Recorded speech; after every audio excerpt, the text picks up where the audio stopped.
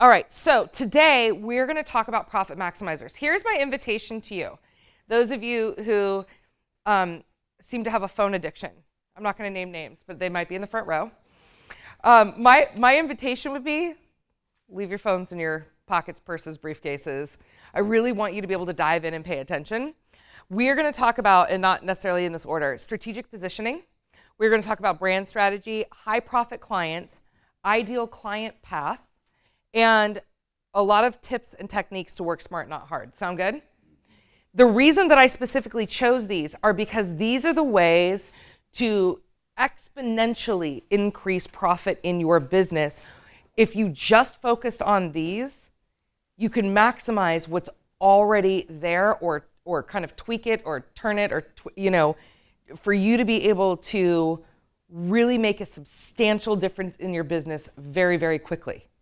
One of the ways that I see that people shoot themselves in the foot in business is when they go to market, they're marketing to the wrong clients, right? And especially with a lot of the internet marketing based training that is going on, which is very much a mass marketing strategy, right? Most of it is very much a mass marketing strategy.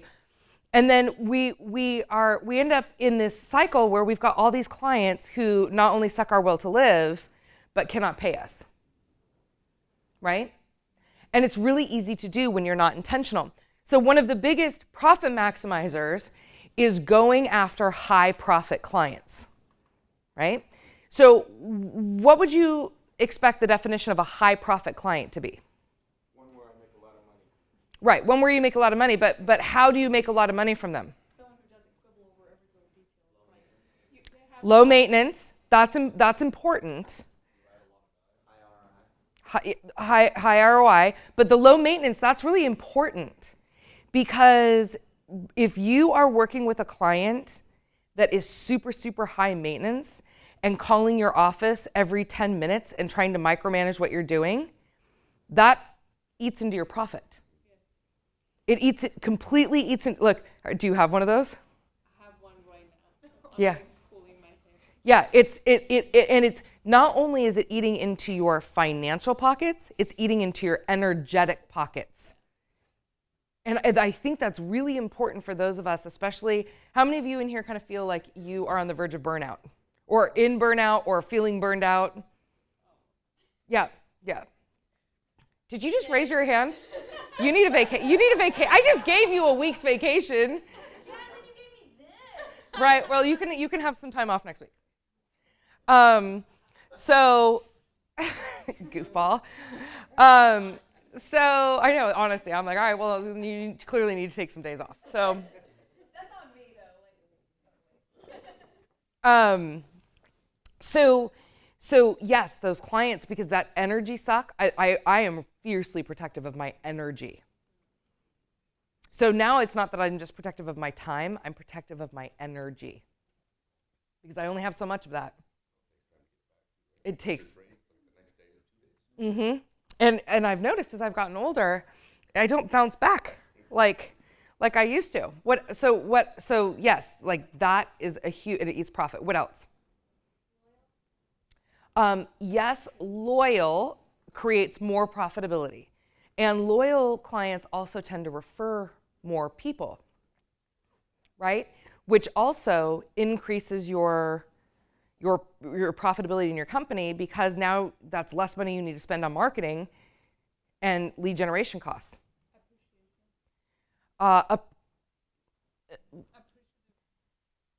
Yeah, I mean, I guess it could be the same thing, like the loyal and appreciation. I think that's just more of again, that protects the energetic drain. Like-minded clients could be high profit clients. Clients that are willing to pay you what you're worth and on time, and I would say that's where and appreciate the value that they're being given, right? Because really, profitability is what? Increase in revenue, decrease in expenses. So we're always looking for ways that we can increase revenue and decrease expenses.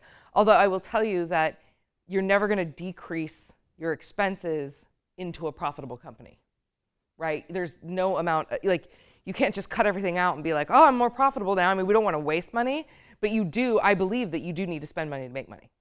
You got to. Okay, so we want to look for these profit clients, because one of the big profit pitfalls that I see in businesses is when we get into a cash flow issue, right? When we're having cash flow issues, it's kind of like, you know that saying, if mom ain't happy, ain't no one's happy. If our bank account ain't happy, ain't no business owner happy, right? So how do we get into that pitfall, right? We either have the wrong business model, and I see this a lot, like a lot, when I see people trying to do that whole leveraged, I'm just gonna use this as an example, where they're trying to do the whole leveraged business model, but they're not ready for it yet.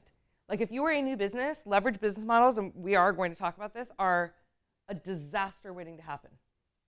Like a disaster. The only people making money off of internet marketing people are people that are like hardcore, die-hard internet marketing people. And the people who are then really good at that, selling people that, what? It's not that, right, well, I mean, they're not ready for it. That's part of how they're getting so much money, right? Is because they're selling to other people who have this dream of the magic pill of like, oh, this is gonna be amazing. I can write this product and put it online and it's gonna fly off the shelves. And I'm like, no, it's not.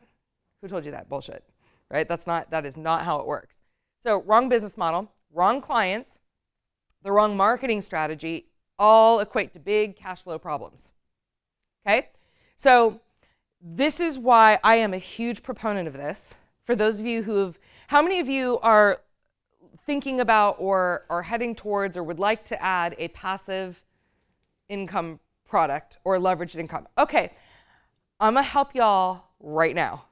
And you can listen to me or not, but this ain't my first rodeo, okay?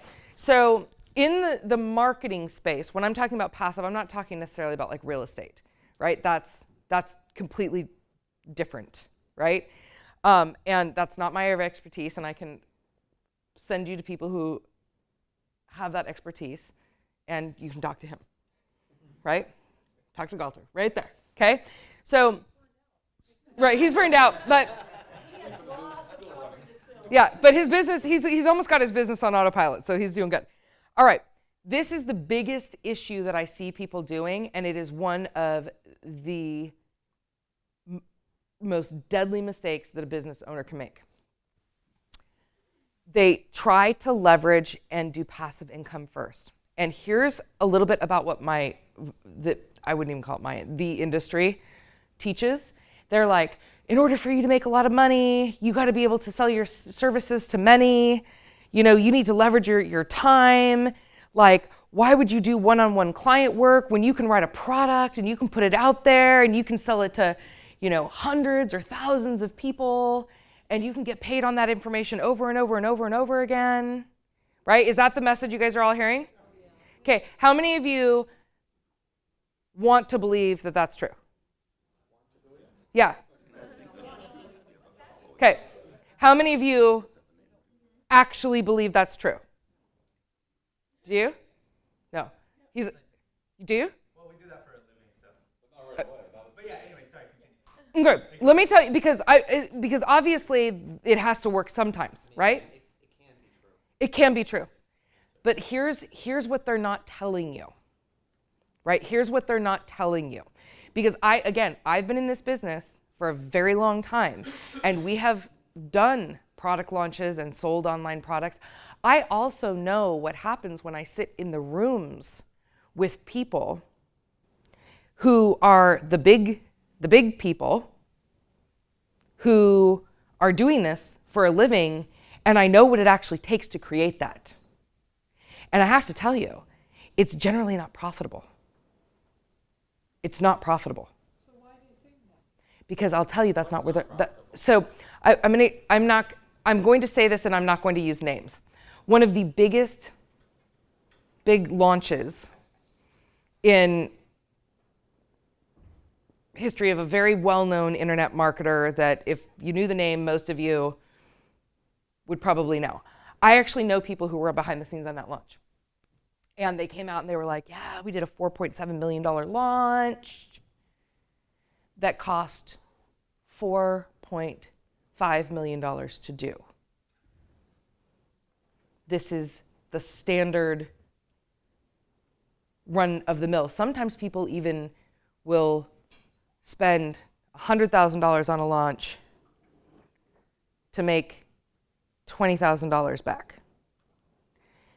There's a point to why they're doing this. It's not that it's necessarily a bad strategy. And I actually have, because that's not where they're making their money. Where are they making their money? On their profit maximizers on the back end. That's where they're making their money. It's not that they're making it through that. Some of the most successful internet marketers that I know, at best break even on their product launches. Would you agree? And I will tell you that, yeah. So and they take a tremendous amount of energy and work. I mean, just trying to get affiliate partners to promote for you, assuming that you have the brand and the cachet and the, what is it? I don't even like, because I just don't do this. What is it, CPI?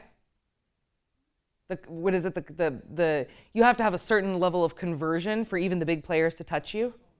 So you have to have a track record of doing some launches and converting to even get the bigger fish. So you're, what?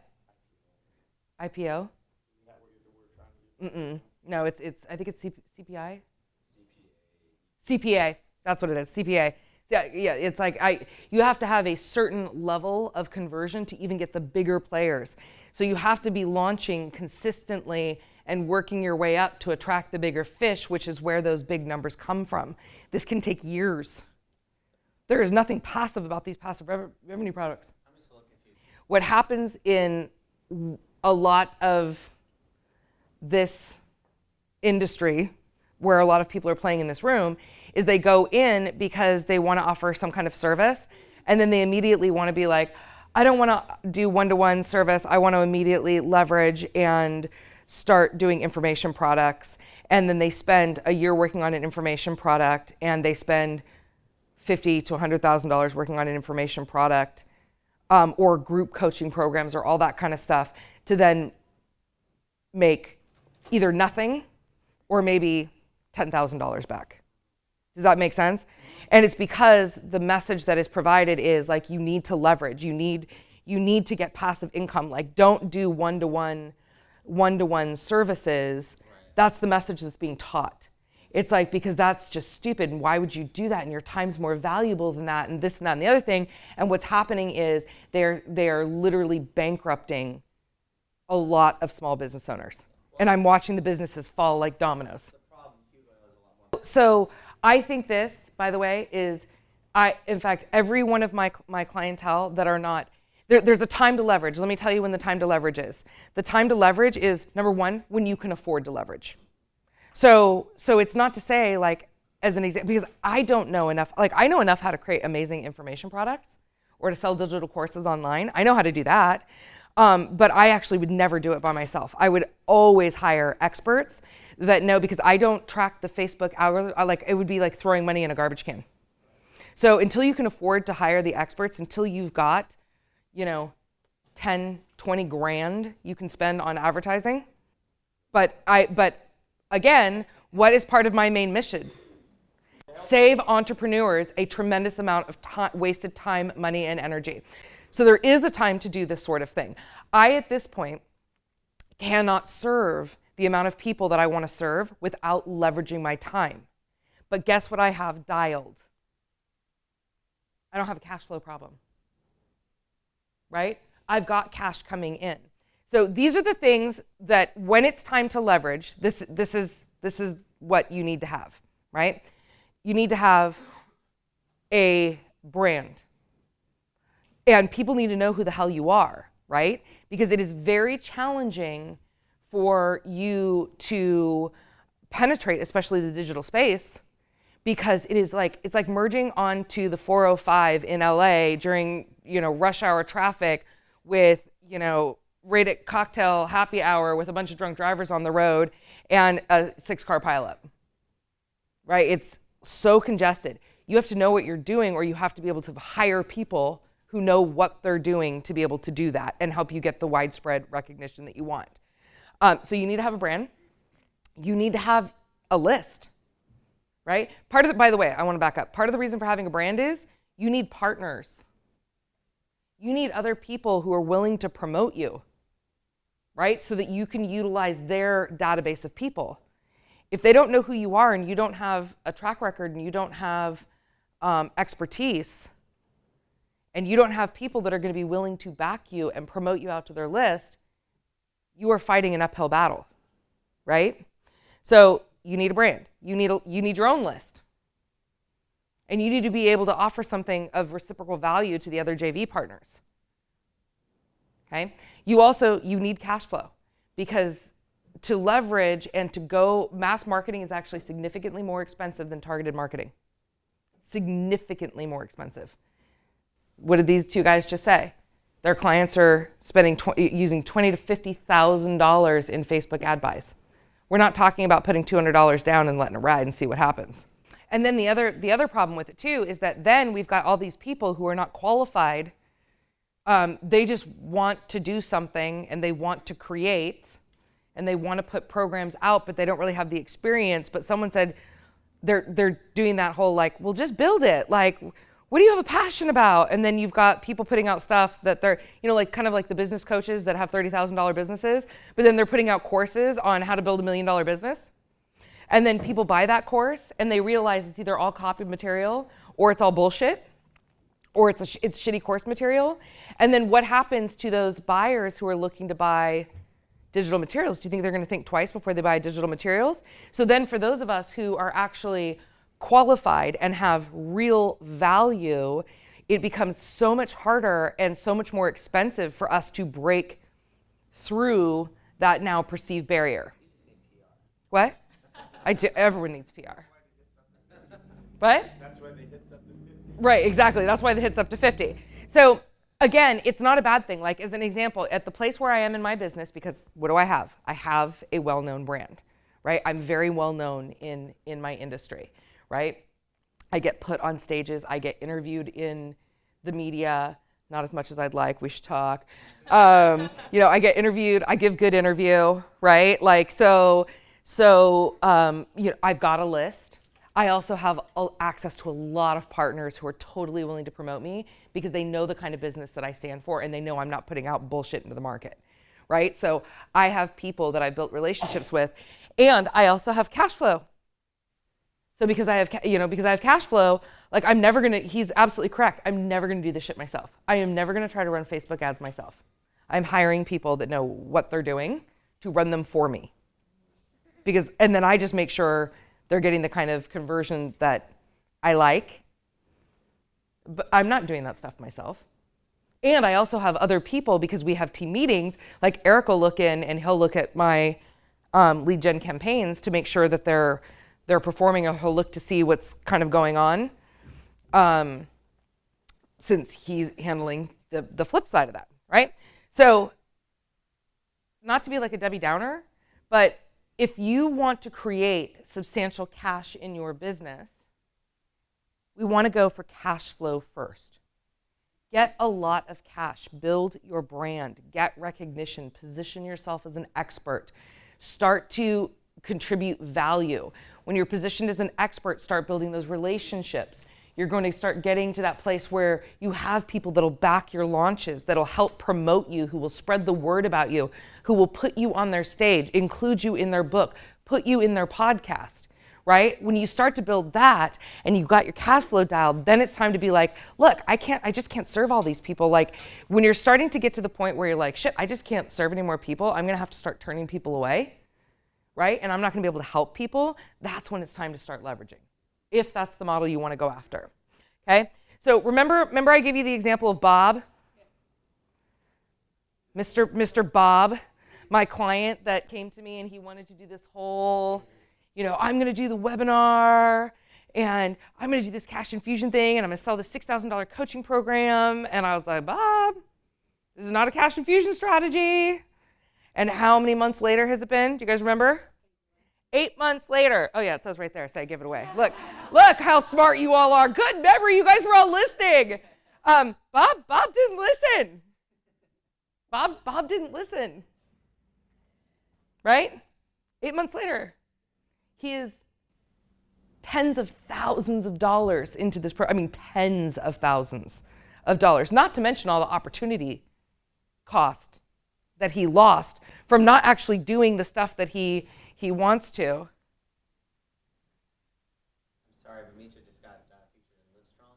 Oh, that's good. That's awesome. Yay, congratulations. I'm just going to start laser pointing you. This is like, I was waiting for you. yeah, I was like, this is like my virtual shotgun right there. Congratulations. So, 8 months later, he's like on this road. So I want you to start looking at marketing to more affluent clients. And I know that's a lot of the reason that some of you guys came to me. And a lot of you actually have already bought the high-end cash infusion program.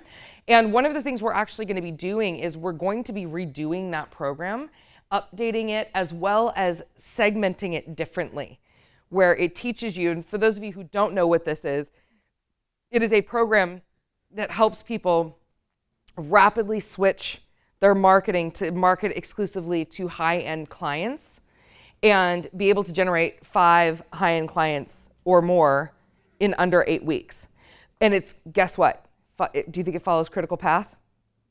Yes, right? So we're going to actually be redoing that program, again, like I said, updating it and actually slicing it up a little bit differently, because since I've launched that program, people are more ADD. I'm not going to lie, this is the problem. People are more ADD and they're not sitting through the 3 to 4 hour class. They want little bitty chunks of information now. So we're just going to take that information and also give a track for people who are brand new to business versus a track for people who want to add this as a strategy but already have business. Would that be helpful? Yeah. Okay. So that is in our plans within the next quarter or so. All right. So, but it's more profitable. It's less energy, right? And it's more fun. So I want you guys to start thinking about this way. Do you want $5,000, $10,000 clients or $500, $100 clients? $1 million. Okay, good for you, Rick. We like the way you think. So there's 2 different kinds of marketing strategies, right? And again, I'm just going to kind of briefly go over these because a lot of you have already seen this, but I want to refresh the memory.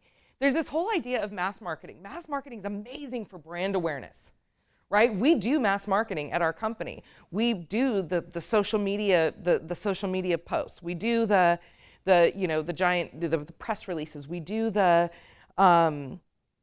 we do a lot of the podcasts and things like that. We do mass marketing. Mass marketing is amazing to create brand awareness and to showcase your expertise and to position you as at a certain level within your market. It's really important, right? The aim is to reach as many people as humanly possible, and hopefully there's some buyers in there. Like, I've given interviews on other people's podcasts and gotten a $30,000 client. So it totally can happen, right? Especially when you're positioned and you're being interviewed by like big name people. That can happen. But that's not really, it's not like that I'm going to base my entire marketing strategy on that, right? It's more for me to continue to elevate my brand and create that, what I call the be everywhere effect, right? Where people are like, they kind of go into a circle and, they're like, your name gets dropped like 3 times. And then they see you. And then they see you on Facebook. And then they see you on LinkedIn. Does that make sense? I call it the be everywhere effect, because that's how you actually start getting people to pay attention. Okay, so online marketing makes it easier. Marketing to the affluent, and the way I teach it, is very, very, very targeted. It is a completely different marketing strategy. It is literally, I'll give you an example of a target marketing campaign that I actually did for one of my clients who was a copywriter. We did a campaign for him where he was in the Silicon Valley. And he had some Kingpin accounts, and I said, what are the accounts that you really want to write for? Who would be like your ideal clients? And he's like, I really want to write for Apple, and I really want to write, and he had a list of like 15 clients he really wanted to write for. I said, great, here's what I want you to do. I want you to do some research, and I want you to find out whose agencies have those clients. And so he went to the Silicon Valley Book of Lists, right, which is like a list of like all the top companies. And he found out all the agencies that had those clients. And so we did a Halloween campaign where and by the way, so his research took like, what, 2 days? And how much did it cost him? Time, that's it, nothing. It didn't actually cost him anything, right? So so we created this campaign where we did those big orange, like jack-o'-lanterns, and we filled them with a bunch of different candy, and then he wrote a super creative piece of copy, basically saying, hey, I would really love, basically the message was, I'd love an opportunity to talk to you. I love writing for agencies. I understand you have this client. I'd love the opportunity to talk to you. And then gave them a gift certificate for Starbucks for them to come and meet with him. Then what we did was we hired someone to dress up in like a really funky costume. By the way, really, really cheap. So now, like, I think that we basically got it down that the pumpkins cost about $5 a piece, and we did 25 of them. And then we hired someone for $200 to dress up in some like outrageous costume and drive around to these agencies in the Silicon Valley and drop these off. What? I think it was like a big like chicken rooster thing. Like it reminded me of that Elton John costume, but it had like the whole idea was for it to be grandiose. So it had these like big feather things that like came off of it with the big feet. So he like walked in like whoosh, with his pumpkin, you know, into the agencies.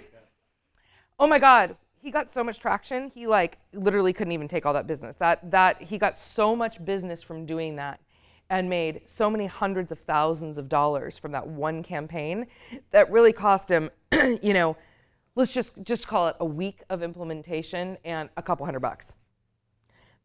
That would be an example of really highly targeted marketing. It's like you're going specifically to certain people to create lead generation, direct to appointment, and they're really, really effective.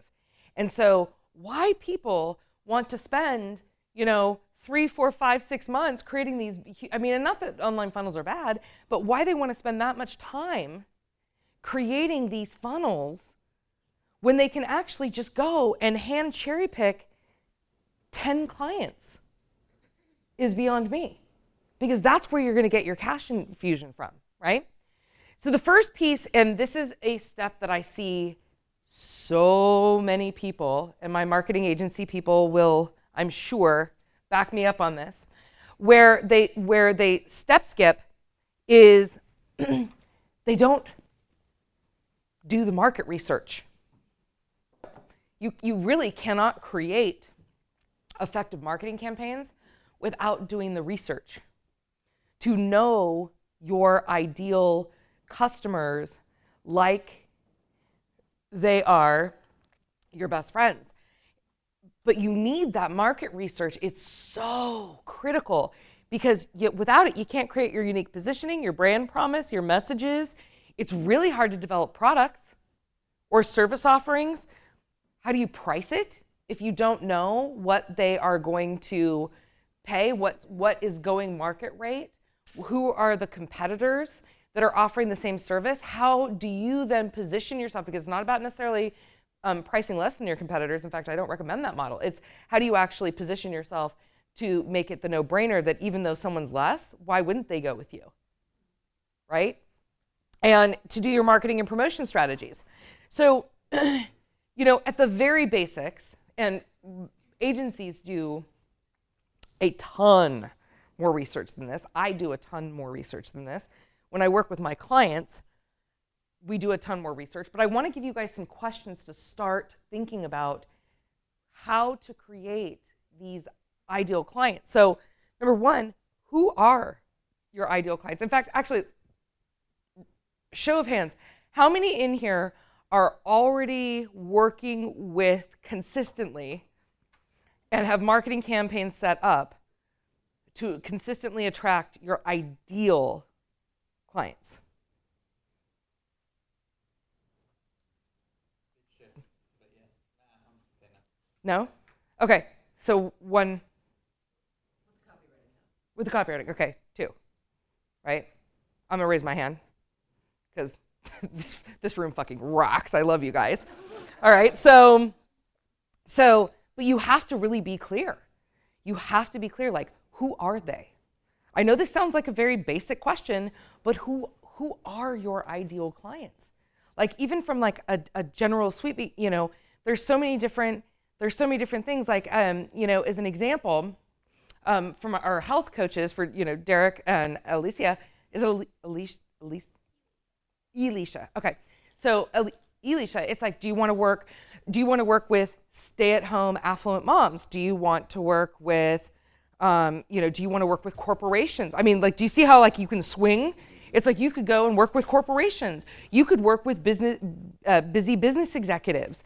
You know, you could work with, you know, you could work exclusively with entrepreneurs. You could work with women who have just come out of childbirth. You could work with people who have specific dietary needs, like they could have, you know, like an autoimmune disease. You know, I'm part of a Facebook group that has 20,000 people in it with just autoimmune issues.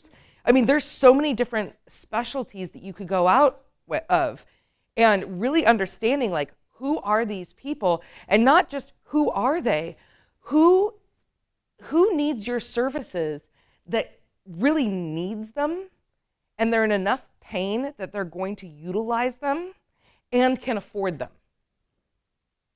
Okay? People make buying decisions out of two places: pain and pleasure. Right? I will also tell you that a majority of people make buying decisions out of a place of pain. Even if it's a pleasure-making decision, it's out of a place of pain. I'll give you an example. Affluent clients who are like, I need to go on this like luxury vacation. This needs to be amazing. What might be a reason that they're actually going on a luxury vacation? They're stressed the fuck out, right? And they need to get the hell out, and they want to have like an amazing experience because they deserve it, because they've been working themselves into the ground, right? So it's like you have to understand the pain of your buyer. What's important to them?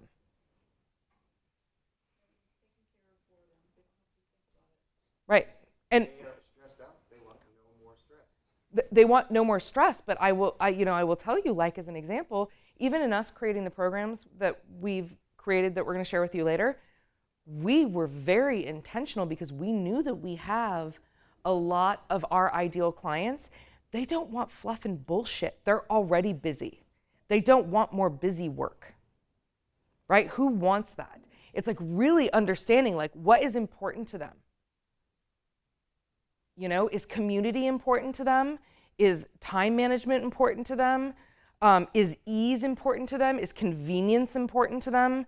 What is important to your specific ideal clients? And then understanding, where do those people hang out? Because if you just say like, I market to small businesses, well, where do they hang out? What kind of small business is it, right? Saying the word small business is a very large. Small business to some people means a completely different thing to some than other people. Some people consider small businesses, what, up to 10,000 employees? It depends on who you're asking, right? It's like, but if I ask you, what does small business mean to you? You could be like someone who just started up and, you know, maybe it's just myself. So there's a very large gamut. What does small business mean? We don't know where they're going to hang out, because I can tell you the person that is running a organization that has 10,000 people is not going to probably be hanging out at the same place that a person who is a solopreneur is going to be hanging out, right? So being very specific about who they are. What are their buying habits, right? Different people buy differently, and really understanding these individuals of how they're buying. This is the biggest thing. What is their biggest problem? Where are they in the most pain? You have to understand their pain. You have to understand, and what I call pillow talk, which we're going to talk about in a minute, you have to understand, like, what is the thing that they're saying when no one else is around that brings them to their knees. and what solution are they looking for right now. Okay, creating programs and services for your ideal clients is not about what you want to create and serve. It is all about what your ideal audience wants to solve their problem, right? And at a certain point, when you get to the point where you're very choosy, you can also say, well, hey, look, I'm not willing to do this. Or I want to make sure my needs are met as well, because that's important. But you can't, like, one of the things that just kills me is when I see people like creating info products for affluent people. They don't have time for that. They don't have time for that. Like, they're not going to search through. Very rarely do I find people who are going to, like, I can't tell you the last time I even sat on a webinar. I don't even want to sit on my own webinars. Like, let's just be clear. Like, I want to do them once and, like, record them. Like, I don't even want to do that anymore. In fact, actually, when we do webinars for more affluent clientele, they are never more than 45 minutes. Never. And we're also really specific about, this is a very short, to the point, this is made for time-pressed people. This is if you want this information. If you don't want to sit through this, just call our office. It's very different, okay? So some of the things that you want to be looking for, and this is something Mal can throw in the Facebook group for you guys, is you want to look at the different, like, there's different ways to segment your market, right? The demographics, age, gender, income, marital status, ethnic background. The psychographics, meaning their kind of their personality and their values about things. I mean, those are some questions like, what are, for your ideal target market, what are the values that the people in your ideal clients have? What's important to them? Okay, activities, like how are they actually spending their time? It depends. It's like if you're working with people who, if you're a health coach working with weight loss clients, they actually might not value health. Does that make sense? So like if you're trying to give all these health messages, maybe it's like, no, they just don't want to feel like shit anymore. Right? What is important to them? It's, or they still want the freedom to have certain experiences, or, you have to understand these things so you can market to them. Behavioral, what are the kind of benefits that they're looking for? What are their patterns? Are these people that sit at home every night and watch TV for 6 hours? Or are these people that are constantly at seminars, reading books, digesting information? And how are they consuming content? So like as an example, we only want to work with committed entrepreneurs. I will not drag people around anymore. Like, I am not about putting every single person in our program. And I'm not a babysitter. Like, let me be super clear. Like, I'm not going to do the whole, like, calling people 4 times a week, being like, hey, I noticed you didn't show up on the call today. Like, no. Like, so because that hurts my soul, right? It's like, so I'm really about working with committed, serious business owners who want a better life in business, who really want it and are willing to show up and do the work and take responsibility for their own lives, because I can't want it more than they do. So that's a difference between a target client, which is, I work with entrepreneurs who generally are, it just depends, right? They could be brand new to business, but they also could have, a couple $1 million business. Between saying that, and that's like more of a target. But the, thanks. But the ideal is, I really want to work with people who are committed and cool. I want to work with people who are fun. Like, if people don't like my jokes or whatever, like, or they're like, wow, your mouth, those are not ideal clients for me, right? Like, I want to have fun. I want to have, like she said, this light atmosphere. Like, I want to have a light atmosphere. Like, I want people to enjoy coming to our events.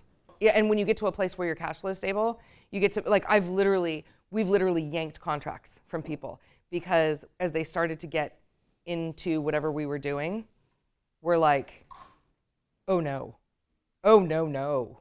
Oh God, you're gonna suck my soul. Yeah. Or even if they suck Mallory's soul, like, they don't even have to suck mine. If they suck hers, What? Like, no, Sucking going on, right? there's a lot of soul sucking going on. Like, but honestly, if they're giving, like, she has permission to fire clients.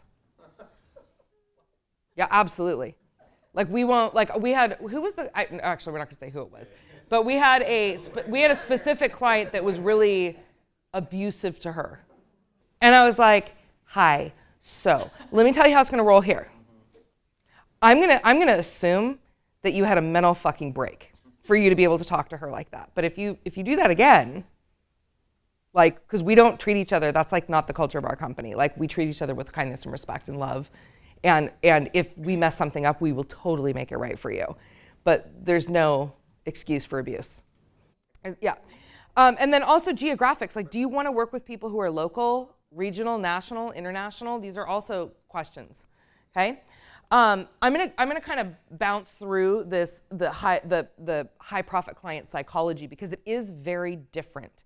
And if you've not worked with high profit clients before, it's a very different thing, right? So it really isn't about your products or service. It depends on what their attitudes are towards your products and service. So these are the things they value most, right? It is not a money play. People that have money know we can just go make more money, right? But if you waste my time, we're having problems, right? If we're not being efficient, or if there's such a lack of competence, I'm not going to hire someone who is not going to be able to get the result for me. So I need to feel confident, because if I'm talking to someone about buying something, it's because I need it. Right? It's like, there's not this whole, like, we don't have to take you through the whole mind roller coaster of like, am I going to be scared to buy it? It's like, no, like, we have a problem. This problem needs a solution. Are you the one to solve it? And are you going to solve it in the way that I need help solving it? If the answer is yes, and I feel confident, I am going to buy it, or if I don't have the capital available to buy it, I will find a way. Make sense? Like, that's how the chain goes. Convenience. So one of my self-care coach has a self-care sanctuary, and they do massage. And I was really having trouble using my massage because they're all the way in Portland, which is not really that far. It's like 20 minutes away. It's not like it's that awful far. But that to me is like, but here's the thing, right? Then I have to get out of my yoga pants and Ugg boots. Right? I mean, this is how my brain works. I have to get out of my yoga pants and Ugg boots. I have to deal with getting the dogs taken care of. I have to get in the car. I have to drive over to Portland. So that's like at least 30 minutes, including getting parking. Then I get a 90-minute massage, and then I have to drive back. And now all of a sudden, half my day is freaking gone. And does that make sense? So instead now, I pay an extra $30, and she comes to my house every weekend. Right? Like, I'm consistently looking for more ways to add convenience to my life, right? They value success. Sometimes they value status. And it depends on your industry. It depends on who you are marketing to. That is not something my clients really value. Like, they're not about the whole, like, I have to be Ty Lopez or whatever. Okay. Anyways, they're looking for value over price. And especially for like our really higher end clients, I think they just kind of expect special treatment, right? Because that's what they're used to.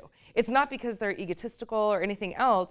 They want to feel well taken care of. It's like, hey, look, look, I'm paying you a $30,000 retainer a month. Like, it'd be nice if I had your cell phone. You know what I mean? Like, that kind of thing.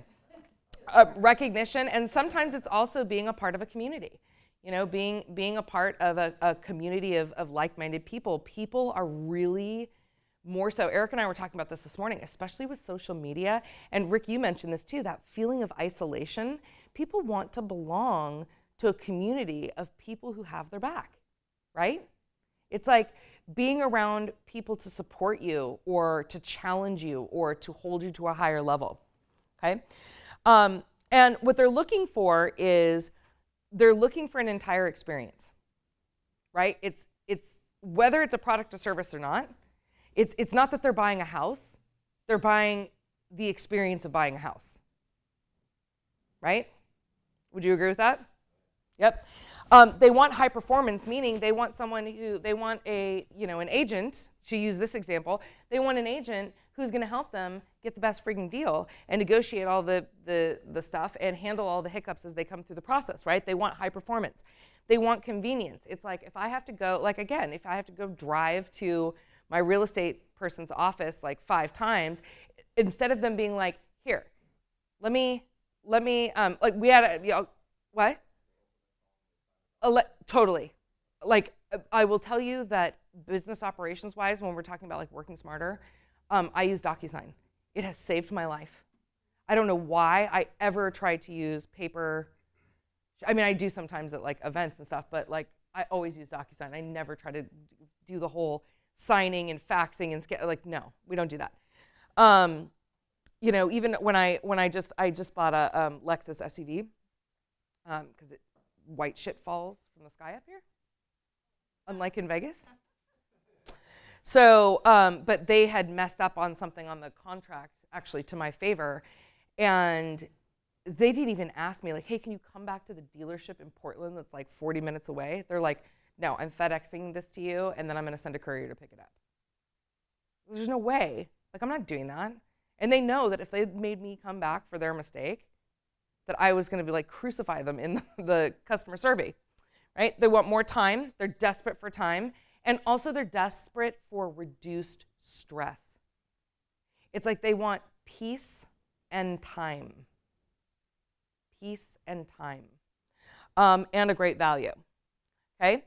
So value, though, is in the eye of the beholder. What's important to me is not necessarily going to be what's important to Amanda or to Derek. So you have to understand, again, that market research piece, you have to understand. Like, I will carry a $3,000 Chanel bag, but then I will buy jeans from Target, right? Or tank tops or sweatshirts or whatever from Target. Like, because I just don't care about that stuff. But I like the handbag, you know? You know, some people are like car people. I'm a car person. I happen to have really nice cars. I like to drive. I think I would have been Mario Andretti if I wasn't, you know, doing what I'm doing. Either that or a doctor, because I really like doctor stuff. Like I try to convince my doctor client to let me learn how to start IVs all the time. And she's like, no. I'm like, come on. I'm like, let me just try one on you. I think I can do it. I've watched a bunch of YouTube videos. She's like, no. I'm like, one day you'll let me. I know you will. But you know, sometimes cars are important to people. For some people, like that's not important. For some people, you know, like I couldn't imagine not buying all organic, really high-end food. I have friends that are super wealthy that are like, why do you waste your money on that shit? I'm like, because it's cheaper than cancer. Okay, let's be clear. So, but they think that it's the biggest waste of money, and they think it's all a crock. So, what do your clients value? Okay, so again, what are they buying? What are they really buying? So we just talked about, like, they're not really buying a house, they're buying the experience of buying a house. The house is the end result, but they're more buying the experience. Now, people who are in it just for the greatest deal, they don't really care about the experience. They're like, you can basically treat me like a piece of shit as long as you can get me the best possible price, you know, for whatever this is. They're not, and they're price conscious. They're shopping differently, right? Time. So they're buying, like I buy time. I buy peace and time all the time, right? Do you know what I mean by that? I buy peace and time all the time. I buy efficiency. I am all about efficiency.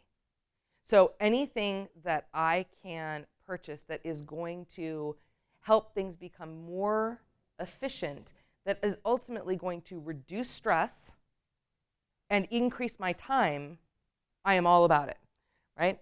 Again, value. It's like they don't want to just buy stuff. They want high value. Like, how is this going to improve my life, improve my business? And they will pay big bucks for convenience. So for those of you, again, who are starting off in a market where, you know, like again, health coaching, it's like, are you gonna do it over the phone? Are you gonna do it, are you in a local market? Can you go to them? You know, that's actually one of the things Rebecca and I started talking about with her business is, have you ever thought about doing like a mobile service? Because here's the thing, like if you actually like, because I go in every two weeks to get my eyelashes filled, but I'm usually so damn time strapped that it's like not even like a relaxing, you know, I mean, it's fun because we gab, but it's not, but I was like, if you actually came to my house, like I would not only do that, but like 1 week I would do a facial and 1 week I would do a peel. So like you would actually add on more services by coming to my house, because now I have time to do those things because I don't have the drive time. And I'm more relaxed and I don't have to worry about the, you know what I'm saying? So it's like, have you ever thought about doing that? Because people would also pay more for that. And you know, people that can afford to, okay? So these are the solutions that they are looking for again, service-based businesses. They're looking for done-for-you programs and solutions, right? Done. They want it like, how can it just be done for you? Retainer consulting. So having someone on a retainer, having someone there for you on retainer, okay? They're looking for experiential retreats for those of you who are in any kind of personal or professional development. They want like kind of like you guys wanted this. You wanted to come, and it's not just about getting information, because quite frankly, you could have gotten that online, right? You wanted an experience. You wanted to come and have the experience of being in the room and being able to now network and talk to one another and have this in-person experience. VIP days, there's a couple different ways. That's kind of the industry, the coaching industry term. It could be like done in a days. So it could be like you literally come and, you know, Christy and I are working on a project where, you know, they come out and work with us for 2 days and we do their entire affluent lead generation funnel, right? So it's like they do it, but we sit and walk them through it step by step by step. She analyzes copy. We have someone who does funnel stuff. I do the strategy and positioning, and you get it done in 2 days. It could be like, I have people often that fly in and they just want to consult with me for a day, or they pay more and fly me to them. And I just go out and I spend an entire day looking through whatever they want to go over, and you know, it's done in a day.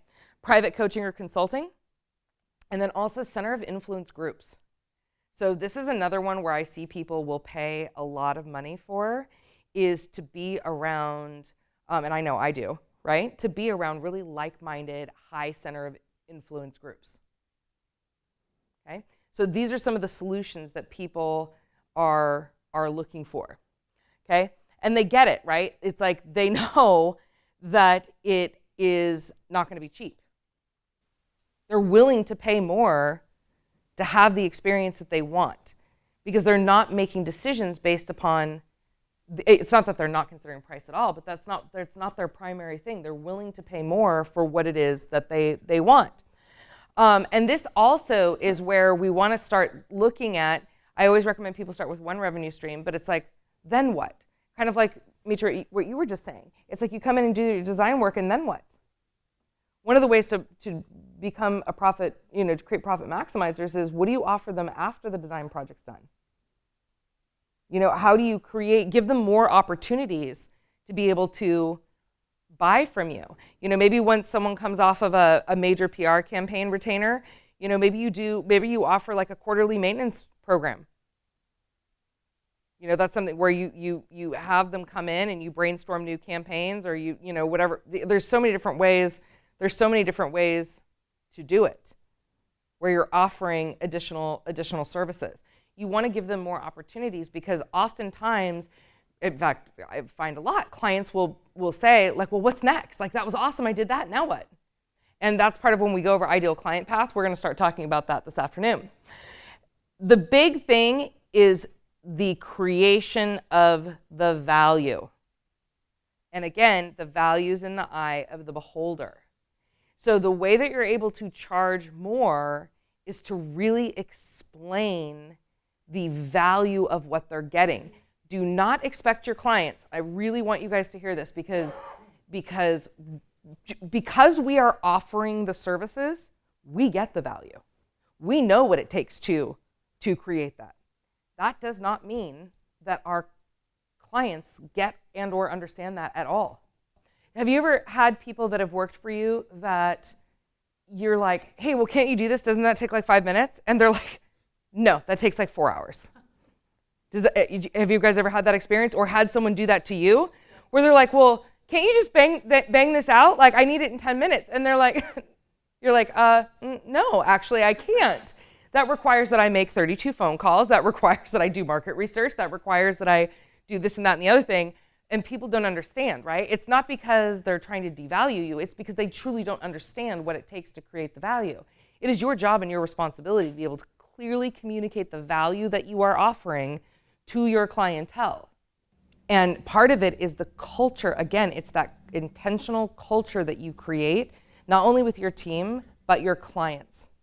We make it known, and I'll do it right here, we will bend over backwards for our clients. Like, we want to see people succeed. We don't want to just deliver a program. We want to help them get results. And as long as they are showing up, but we tell them like, hey, look, this is how we are going to show up for you. And also, I have really strong boundaries. So like, if someone is continually calling my cell phone, like I have a client who we have a friendship as well. He consistently calls my cell phone for business stuff, which I don't do, right? Like, when I'm in the office, I'm totally in the office and I'm available by Skype, by my direct office line, like all sorts of other things. If it's an emergency, they can reach me through Mal. But I don't do business on my cell phone because I have that's just a personal thing for me. Not to say I won't call people back from my cell phone, but I don't want people calling me at like he called me the other morning at 4:45 on my cell phone. And I literally was like, send this through Teamwork. Like that's my only response that I will give to him, because I've already had this conversation with him. Like, send it through Teamwork, send it through Teamwork, send it through Teamwork, send it through Teamwork, send it through Teamwork. I'm not listening to these anymore. Send them through Teamwork. Right? It's like, so you have to be able to teach the clients what your expectations are as well. It's like, hey, look, I'm going to give you my heart and soul. Like, you know, we're going to bend over backwards for you, and we're in this together. Right? So, you know, one of the things, like, we always treat, you know, we want each other to treat each other with kindness and respect, and with, you know, really understanding one another, with gratitude, and, you know, like, you can set up whatever parameters you want, but you have to design that. Because right now, you're like, we've made ourselves so available, but then you're upset because they're taking advantage of the fact that you've made yourself so available. Does that make sense? And it's like, what part of you, that's that part of you that wants to kind of overservice. But you don't want to overservice to the point that you're becoming miserable. And also, I would agree, they don't understand, right? And sometimes I will have that conversation both ways with clients. Like, I had a client who was underutilizing my services. And I called her and I said, hey, I want to actually talk to you a little bit about the best way to use my services, because I actually feel like you're underutilizing them, and I feel like it's actually stunting your growth. Like, when this happened, you should have called me. When this happened, I'm available to you. You've got my office line, right? You've got my office line, you've got my Skype, you've got my direct private email. Like, I want you to call me when these things happen. She's like, well, I don't know, I feel bad about bugging you. I'm like, I am on retainer with you. You should not feel bad about bugging me. I am here for you. Call me. You know, so I have it that way, but then I also have it, you know, when I have people that are like constantly bombarding me, and then it's my job to educate them. Like, oh, got it. Like, I see that you have this big question. This would be perfect for us to discuss in your next consulting call. When is that scheduled for? Does that make sense? Like, if they're like, I need to redefine my entire brand strategy, can we talk about that? Like, I'm not doing that through Skype. You know what I mean? Like, we can't. So it's part of it is about you setting the boundaries and educating them. Does that help? Yeah. Okay. Okay. Where was I? Okay. Okay, here's the thing. Positioning is everything. There's a saying in personal development and in marketing, everything is possible in the presence of rapport. Anyone heard that before? Anything is possible, anything and everything is possible in the presence of rapport. Meaning that when you have good rapport with someone, you can create whatever you desire.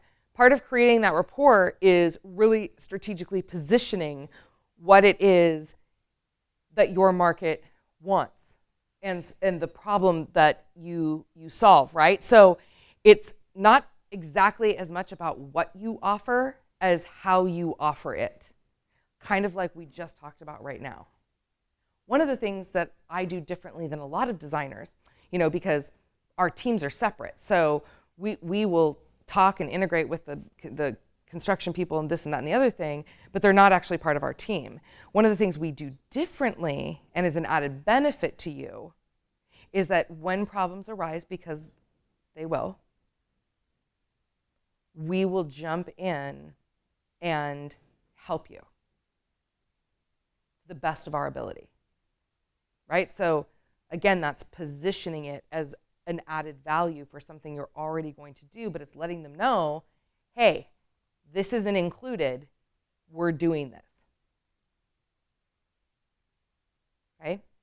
And in everything you do, create that VIP experience, no matter what it is that you're doing.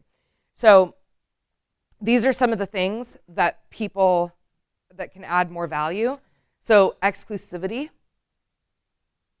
that can be important. This happens all the time when I get invited to join masterminds. I'm like, who's in the room? Because I'm not going to go in there and coach it. Because at this point, it's kind of like that whole celebrity thing in that celebrity phenomenon in Hollywood. I get invited to go to stuff all the time and don't have to pay for it.